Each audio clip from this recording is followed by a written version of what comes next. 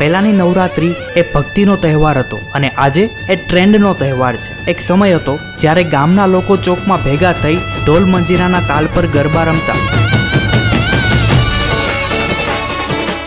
અને એ ગરબામાં ભક્તિ દેખાતી હતી। પણ આજે શબ્દ છે, રંગ છે, ગીત છે, પણ ક્યાંક એ ભક્તિનો ભાવ ખૂટે છે। હવે ગરબાની તૈયારી કરતા પહેલા રીલો બનાવાય છે અને માતાજી કરતા વધુ ધ્યાન કેમેરા પર રહે છે। આજકાલ આરતીમાં લોકો ઓછા અને ગરબા ગ્રાઉન્ડમાં ભીડ વધારે જોવા મળે છે। જે નવરાત્રીમાં માતાજીની આરતી પૂરા ભાવ સાથે થતી એ નવરાત્રી આજે ફેશન શો અને કોન્સર્ટ બનવા લાગી છે। પણ અફસોસ એ વાતનો છે કે આજે ગરબામાં ભક્તિ કરતા સ્પર્ધા વધારે છે, કોનો ડ્રેસ, કોનો ડાન્સ કે કોની પોસ્ટ।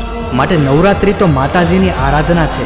ફરક એટલો જ છે કે પહેલા ભક્તિ દેખાતી હતી અને આજે ભક્તિ દેખાવના પડદા પાછળ છુપાઈ ગઈ છે। સાચું ને? કમેન્ટમાં જણાવો।